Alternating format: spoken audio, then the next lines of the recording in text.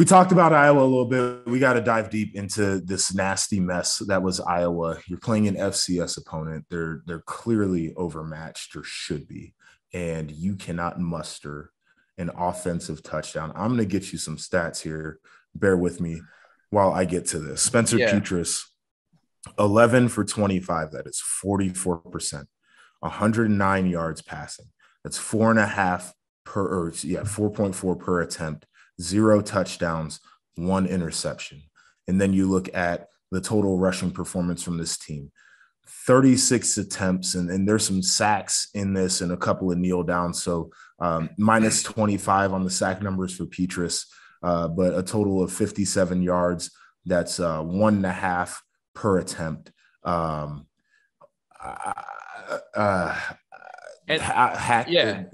Step in. So I watched some of this game, flipping through and back and forth. And it just, once I saw like it was 3-3, like deep into the game, I'm like, this is going to be fun. So I just watched for pure entertainment purposes. And Torrey Taylor happened to be probably one of the more interesting parts of the game. But when you analyze them offensively, their strong suit has always been a big, tough, physical front. Yeah. 5, 6, 7 guys, depending on personnel.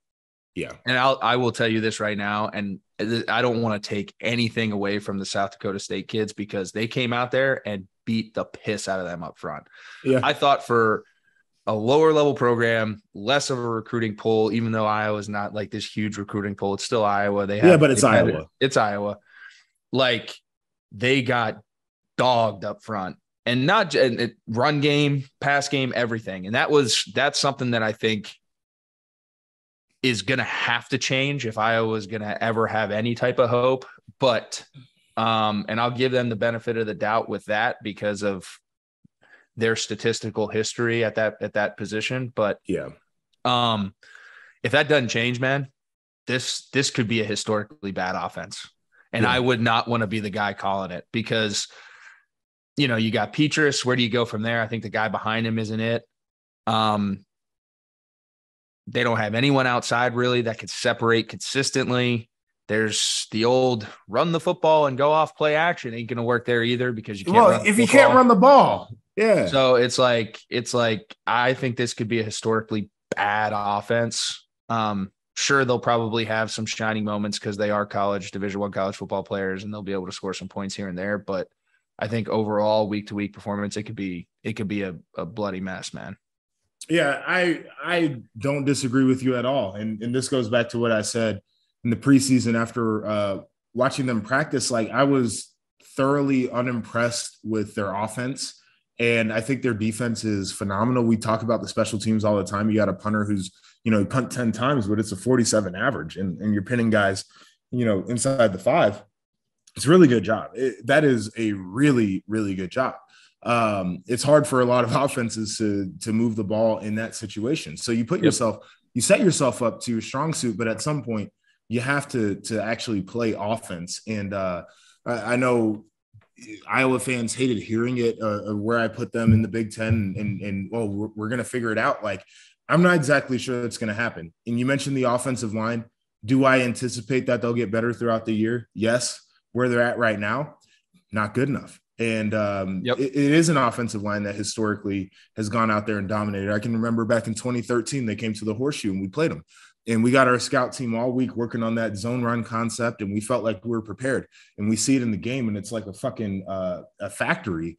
Yep. The machinists all working together. And it was so like smooth. And we were overwhelmed at the beginning because we weren't ready for what it looked like.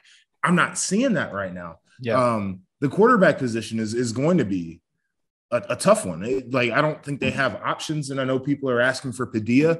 We saw him last year. He was unimpressive too.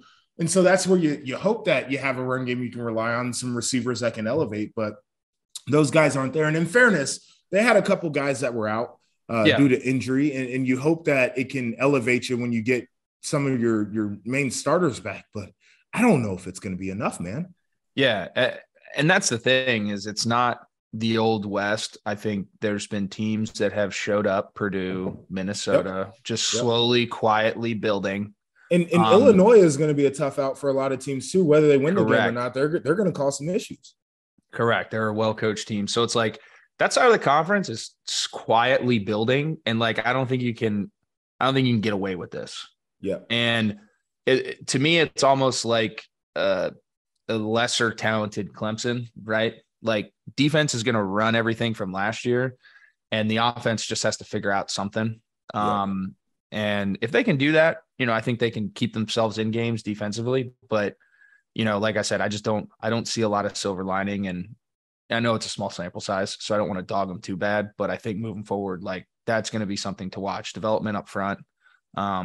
And if they can get back to doing what they do, pound the rock, work off play action. Cause I think Peters can do that. Cause you'll have some guys running naked, especially if you're doing that. And he's, it's routes on air at that point. Yep. And I totally agree with that. And the final thing on this one too, is you can't let the issues continue to pile up. I think that's the worst thing that can happen if you're Iowa. So you got to get ahead of this thing. You got to stop it. You got to try to get better, quick, fast. What's going on, guys? Rob Doster here, the founder of the Field of 68 and the Field of 12 Media Networks. I wanted to take a quick minute to let you guys know about an exciting new project that we have been working on for the last 3 months. The Almanac, an all-encompassing preview of the 2022-23 college basketball season. We spoke with every single Division I head coach to give you a robust and accurate preview for all 363 Division I college basketball teams.